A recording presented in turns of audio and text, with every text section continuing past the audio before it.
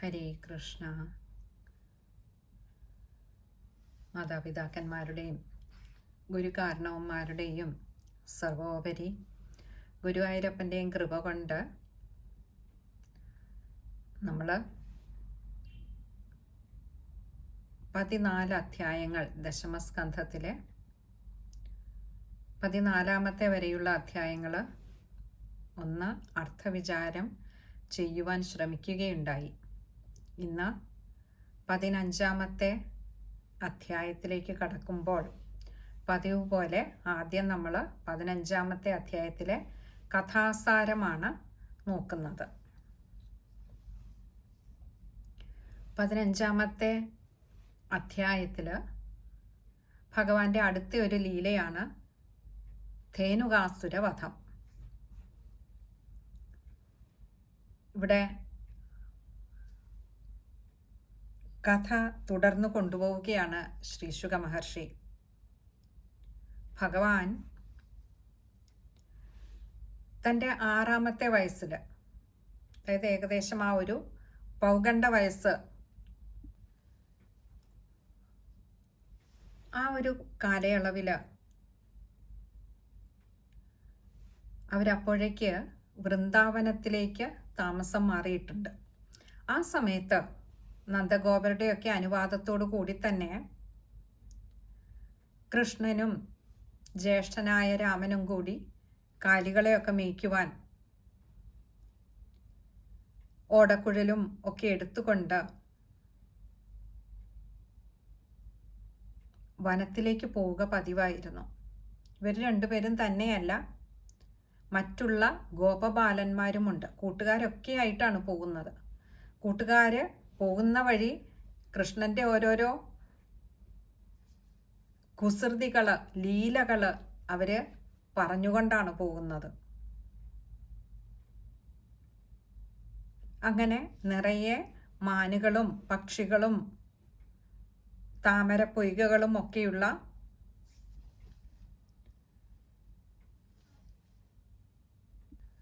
വൃന്ദാവനത്തിലെ ഒരു കാട്ടുപ്രദേശത്ത് എത്തിച്ചേർന്നു. ഉണ്ണികൃഷ്ണന് നന്നേ ഇഷ്ടമായി ആ സ്ഥലം. ധാരാളം പുഷ്പങ്ങളും ചെന്തളിരും പഴങ്ങളും ഒക്കെയായിട്ടങ്ങനെ ഭൂമിദേവി അതിസുന്ദരിയായി വിലസുന്ന ഒരിടം. വൃക്ഷങ്ങളൊക്കെ ഈ പഴങ്ങളുടെ ഭാരം കൊണ്ടോ എന്നറിയില്ല, ചില്ല ഭൂമിയിൽ മുട്ടിച്ചു നിൽക്കുകയാണ്. അതോ കൃഷ്ണനും കൂട്ടുകാരും വരുമ്പോൾ അവരെടുത്തോട്ടെ എന്നുള്ള ഒരു മുൻകൂട്ടിയുള്ള തയ്യാറെടുത്തുള്ള നിൽപ്പാണോ എന്നറിയില്ല. ഏതായാലും മരത്തിൻ്റെ ചില്ലകൾ കായ്കനികളോടുകൂടി ഭൂമിയോട് തൊട്ടുരുമി നിൽക്കുന്നുണ്ട്. ആ സമയത്ത് നമുക്ക് ഭഗവാന്റെ ലീലകളൊക്കെ നോക്കിയാൽ നമുക്ക് കാണാം. ചില സമയത്ത് ഭഗവാൻ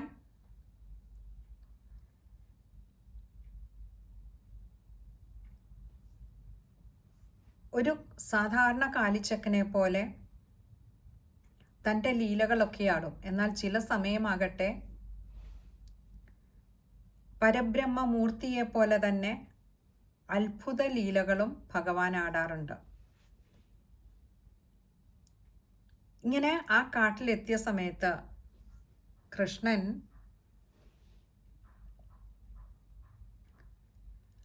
ആ പ്രകൃതി സൗന്ദര്യം കണ്ട് വാഴ്ത്തുവാൻ തുടങ്ങി. പണ്ട് ശ്രീകൃഷ്ണാവതാരത്തിൽ ഗോപസ്ത്രീകളൊക്കെ ഭഗവാന്റെ മാറിൽ ചാഞ്ഞു നിന്നതും ആ വിരിമാറിൽ പുൽകാൻ കൊതിപൂണ്ട് നിന്നതും പോലെയാണ് ഇപ്പോൾ ഈ വൃക്ഷങ്ങളൊക്കെ ഇങ്ങനെ ഭൂമിയെ സ്പർശിച്ച്, വൃക്ഷങ്ങളുടെ ചില്ലകളൊക്കെ പഴങ്ങളോടുകൂടി ഭൂമിയെ സ്പർശിച്ച് നിൽക്കുന്നത്. ചിലവയൊക്കെ കായ്ക്കുന്നതും പൂക്കുന്നതും ഒക്കെ, അല്ലെങ്കിൽ കായ്ക്കാനും പൂക്കാനും ഒക്കെ വെമ്പി നിൽക്കുന്നത് പോലും ഈ ഭൂമിയെ സ്പർശിക്കുവാനാണോ എന്ന് തോന്നിപ്പോകുന്നു. എത്ര മനോഹരമായിട്ടാണ് ഭഗവാൻ ഈ സൃഷ്ടികളൊക്കെ നടത്തിയിരിക്കുന്നത്. ആരാ പറയുന്നത്? നമ്മുടെ കൃഷ്ണനുണ്ണി തന്നെ. മറ്റുള്ള കൂട്ടുകാരോടൊക്കെ പറയുകയാണ് ഭഗവാന്റെ മഹത്വം, സൃഷ്ടികളുടെ വൈചിത്ര്യവും അതിൻ്റെ മനോഹാരിതയും. ഈ വണ്ടുകളൊക്കെ എന്താ പാടുന്നതെന്ന് അറിയുമോ കൂട്ടുകാരെ? ആദിപുരുഷനായിട്ടുള്ള ഭഗവാന്റെ കീർത്തിയാണ്. ഇങ്ങനെ തുടങ്ങി ആ പരബ്രഹ്മമൂർത്തിയെക്കുറിച്ച് വേണ്ടുവോളം ഭഗവാൻ പറയുന്നുണ്ട്. വീണ്ടും ചേട്ടനോടും മറ്റുള്ള കൂട്ടുകാരോടും കൂടി അങ്ങനെ നടക്കും. ആ കൂട്ടത്തിൽ വണ്ടുകൾ മൂളിപ്പാട്ട് പാടുമ്പോൾ അതിനോട് ഒരു മറുപാട്ട് ഭഗവാനും മൂളും. മയിലുകൾ നൃത്തമാടുന്നത് കാണുമ്പോൾ അതിനോടൊപ്പം ഭഗവാന് നൃത്തമാടും.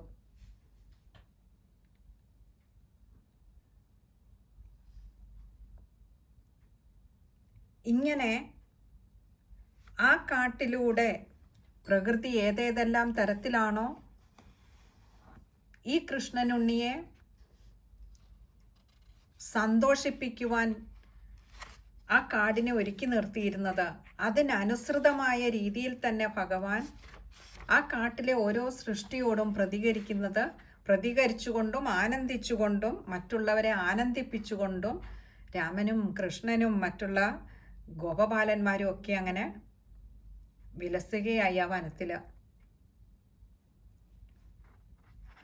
അങ്ങനെ ഓടിയും ആടിയും പാടിയും തമ്മിലടിച്ചും നൃത്തമാടിയും ഒക്കെ ഭഗവാൻ കൂട്ടുകാരോടൊപ്പം അങ്ങനെ വിലസി നടക്കുമ്പോൾ ചില സമയത്ത് കുറേ ദൂരം നടന്നു കഴിയുമ്പോൾ കാലുകളൊക്കെ ഒന്ന് വേദനിച്ചു തുടങ്ങും. അപ്പോൾ ആദ്യം ഓടിയെത്തുന്നത് രാമനുണ്ണിയാണ്. അങ്ങനെ ജ്യേഷ്ഠനായ രാമനുണ്ണി വന്ന് മറ്റുള്ള തോഴന്മാരുടെ മടിയിൽ തല ചായ്ച്ച് അല്പനേരം വിശ്രമിക്കും. ആ സമയത്ത് ചിലപ്പോൾ കൃഷ്ണനുണ്ണി ഓടി വന്നിട്ട് എന്തു ചെയ്യും? ചേട്ടൻ്റെ കാൽപാദങ്ങളൊക്കെ ഒന്ന് തടവി കൊടുക്കും. ചില സമയത്ത് ഭഗവാനാവും കൃഷ്ണനുണ്ണിയാവും ഇതുപോലെ വന്നൊന്ന് കൂട്ടുകാരുടെ മടിയിൽ ശയിക്കുന്നത്. അപ്പോഴാകട്ടെ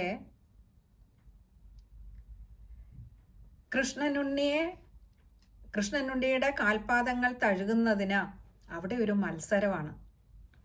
ഗോപന്മാർക്കെല്ലാം ഭഗവാന്റെ പാദത്തെ തഴുകണം, ചേട്ടനും ഉണ്ടാവും. അങ്ങനെ ആകെ ഒരു ബഹളമാണ്. ഏതായാലും അവരുടെ ആ വനത്തിലെ ദിവസങ്ങൾ അങ്ങനെ സന്തോഷകരമായി മനോഹരമായി പോയിക്കൊണ്ടിരിക്കുകയായിരുന്നു. അങ്ങനെ ഒരു ദിവസം ഇവർ കാട്ടിലൂടെ നടക്കുമ്പോൾ ശ്രീദാമാവെന്ന് പറയുന്ന ഒരു കൂട്ടുകാരൻ വന്നിട്ട് മറ്റു ഗോപന്മാരോടും കൃഷ്ണനുണ്ണിയോടും രാമനുണ്ണിയോടും ഒക്കെ പറയും, ഇവിടെ അടുത്ത് നിങ്ങൾക്കറിയുമോ കൂട്ടുകാരെ, ഒരുപാട് പനക്കൂട്ടമൊക്കെ നിറഞ്ഞ വലിയൊരു വനമുണ്ട്. അതുപോലെ ആ പനയിലും ചോട്ടിലുമൊക്കെ ധാരാളം താലഫലങ്ങളുമുണ്ട്. പക്ഷെ ഒരു കുഴപ്പമുണ്ട്, നമുക്ക് അവിടെ പോയി എടുക്കാൻ പറ്റില്ല. എന്തേ? ദുഷ്ടനായ ധേനുകനാണ് ആ വനത്തിൻ്റെ രക്ഷകന്. നമ്മൾ ഗർദഭം കുങ്കുമം ചുമക്കുന്നത് പോലെ ആ രാക്ഷസൻ തൻ്റെ തുല്യബലമുള്ള ബന്ധുക്കളുമായി അവിടെ വാഴുന്നതല്ലാതെ ആ താലഫലങ്ങളെ ഭുജിക്കുവാൻ മറ്റാരെയും അനുവദിക്കുന്നതല്ല. ആ അസുരനാകട്ടെ നരഭുക്കായതുകൊണ്ട് തന്നെ ആ അസുരനെ പേടിച്ചിട്ട് ആരും ആ കാട്ടിൽ വരാറുമില്ല. മനുഷ്യരുമില്ല, മൃഗവുമില്ല, പക്ഷിയുമില്ല, ആരും ചെല്ലാറില്ല. എന്നാൽ ഇത്രയും സ്വാദുള്ള ഒരു പഴം ആരും ഇതുവരെ അതുകൊണ്ട് തന്നെ ഭുജിച്ചിട്ടുമില്ല. ഈ പഴത്തിനാണെങ്കിൽ നല്ല കൊതിപ്പിക്കുന്ന മണമാണ്. കൃഷ്ണ, ഞങ്ങൾക്ക് സത്യം പറഞ്ഞാൽ ആ മണം അടിച്ചിട്ട് വല്ലാതെ കൊതിയാവുന്നുണ്ട്. പക്ഷെ എന്ത് ചെയ്യാനാ, പോകാൻ പറ്റില്ലല്ലോ. കൃഷ്ണന് പറ്റുമോ കൃഷ്ണ ആ ധേനുകാസുരൻ്റെ അവിടെ നിന്നും ആ താലഫലങ്ങൾ എടുക്കുവാൻ? അപ്പോൾ കൃഷ്ണനും രാമനും വിചാരിച്ചു, കൂട്ടുകാരോട് വയ്യ എന്ന് പറയാൻ ബുദ്ധിമുട്ടാണ്, അവരുടെ ഒരു ആഗ്രഹമല്ലേ, ശരി സാധിച്ചു കൊടുത്തേക്കാം.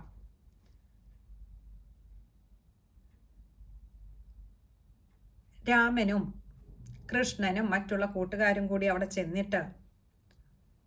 ചെന്ന് കഴിഞ്ഞപ്പോൾ രാമനുണ്ണിക്ക് ഒരു പ്രത്യേക വീര്യം കൈവന്നു. ഒരു മദയാനയെ പോലെയാണ് ആ വൃക്ഷത്തെയൊക്കെ പിടിച്ചു കുലുക്കി താലഫലങ്ങളെയൊക്കെ താഴെ വീഴ്ത്തിയത്. ഈ പഴങ്ങളൊക്കെ വീഴുന്ന ശബ്ദം കേട്ടിട്ട്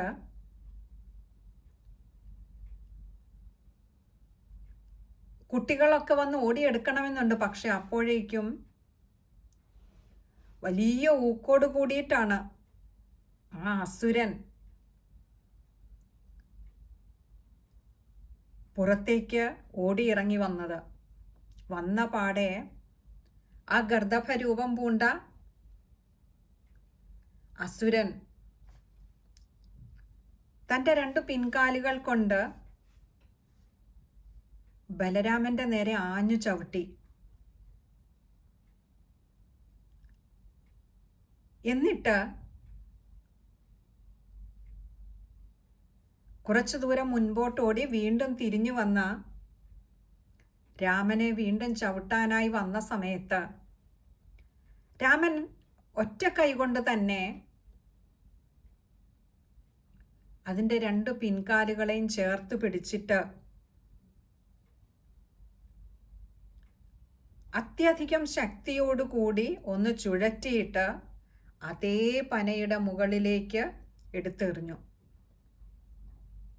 അതിൽ വന്ന് അടിച്ചതും, ഇത്ര ശക്തിയായിട്ട് വന്ന് അടിച്ചതും ആ അസുരൻ മരിച്ചു. പക്ഷെ ശക്തമായ ഒരു കുലുക്കം ആ വൃക്ഷത്തിനുണ്ടായത് കൊണ്ട് തന്നെ ധാരാളം താലഫലങ്ങൾ താഴെ നിപതിക്കുകയും ചെയ്തു.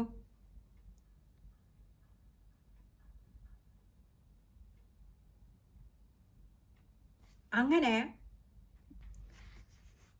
രാമനുണ്ണി മനഃപൂർവ്വം അല്ലെങ്കിൽ പോലും ആ ധേനുകാസുരനെ ഇല്ലാതെയാക്കാൻ വേണ്ടിയിട്ട് ചെയ്ത ഒരു പ്രവൃത്തിയാണെങ്കിൽ പോലും അതിശക്തമായി വന്ന പനയിൽ ധേനുകാസുരൻ വന്നടിച്ചപ്പോൾ ആ കാടാകെ ഒന്ന് വിറച്ചു.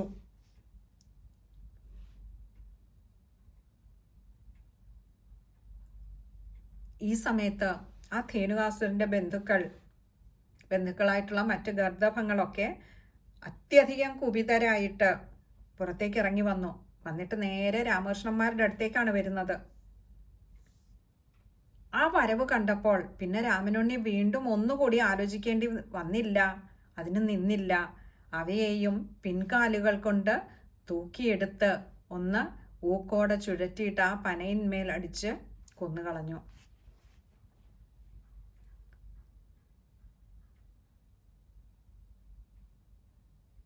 ഇങ്ങനെ ധേനുകാസുരൻ്റെ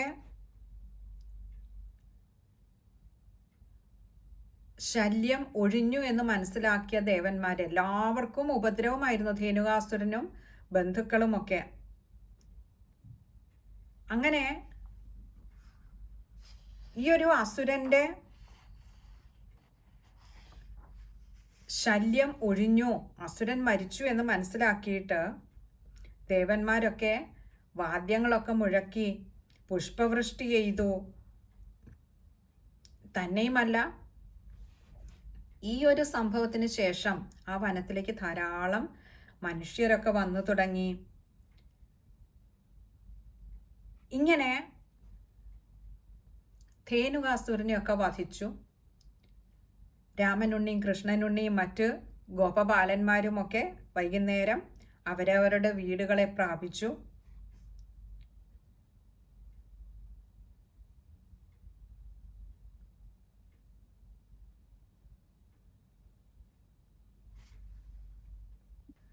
യശോദാമയും രോഹിണി ദേവിയും കൂടി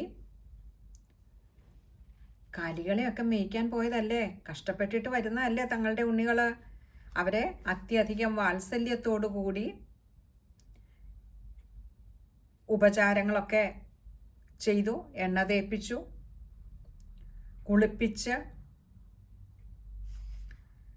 വരുന്ന വഴിയുണ്ടായ ദേഹത്തുണ്ടായ അഴുക്കുകളൊക്കെ കളഞ്ഞ് മാലയും കുറിക്കൂട്ടുമൊക്കെ അണിഞ്ഞ് പുതുവസ്ത്രമൊക്കെ ധരിപ്പിച്ച് അവിടെ ഉണ്ടാക്കി വെച്ചിരുന്ന നല്ല സ്വാദുള്ള ഭക്ഷണമൊക്കെ കഴിപ്പിച്ച് അവരെ അങ്ങനെ പാടി ഉറക്കി. അങ്ങനെ ആ നാള് അങ്ങനെ അങ്ങ് കഴിഞ്ഞുപോയി. അങ്ങനെ ഒരു ദിവസം ഇത് പിന്നെ ദിവസവും കൃഷ്ണനും രാമനും മറ്റു കൂട്ടുകാരും കൂടി വൃന്ദാവനത്തിൽ പതിവായി പശുക്കളെ മേയ്ക്കുവാൻ പോകുന്നത് ഒരു നിത്യസംഭവമായി മാറി. അങ്ങനെ ഇരിക്കുമ്പോൾ ഒരു ദിവസം ഭഗവാന്റെ കൂട്ടുകാർക്കൊക്കെ നല്ല ദാഹം. നല്ല വേനൽക്കാലമാണ്, ചൂടിൻ്റെ താപം സഹിക്കാനാവുന്നില്ല. ആ വേനൽ ചൂട് അവരെ വല്ലാതെ ക്ഷീണിതരാക്കുന്നു. തൊട്ടടുത്ത് കണ്ട കാളിന്തി നദിയിൽ നിന്നും കൂട്ടുകാരെല്ലാവരും ജലപാനം നടത്തി. പക്ഷേ അവരറിഞ്ഞിരുന്നില്ല അതിൽ വിഷം കലങ്ങിയിട്ടുണ്ടെന്ന്. അങ്ങനെ നിശ്ചേഷ്ടരായി വീണ തൻ്റെ കൂട്ടുകാരെയൊക്കെ ഭഗവാനായിട്ടുള്ള യോഗേശ്വരേശ്വരൻ തൻ്റെ ഒരു കടാക്ഷമാകുന്ന അമൃതം കൊണ്ട് തന്നെ അവരെ വീണ്ടും ജീവിതത്തിലേക്ക് തിരികെ കൊണ്ടുവന്നു.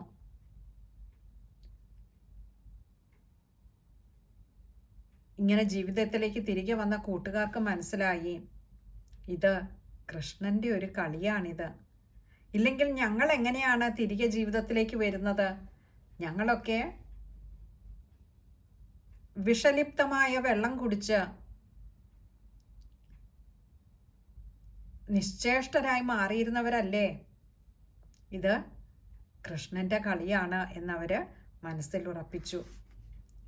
പിന്നീട് ആ വിഷത്തിനുള്ള കാരണവും എന്താണ് കൃഷ്ണൻ അവിടെ ചെയ്തത് എന്നൊക്കെയാണ് തുടർന്ന് പറയുന്നത്. അത് അടുത്ത അധ്യായങ്ങളിലായിട്ടാണ് കാളിയമർദ്ദനത്തിൻ്റെ കഥ പറഞ്ഞു വരുന്നത്.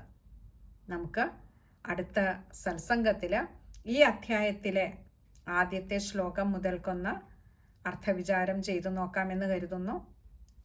സർവത്ര ഗോവിന്ദനാമ സങ്കീർത്തനം, ഗോവിന്ദ ഗോവിന്ദ. ഓം ശ്രീ ഗുരുവായൂരപ്പാ ശരണം. ഓം ശ്രീ ഹരേ നമഃ.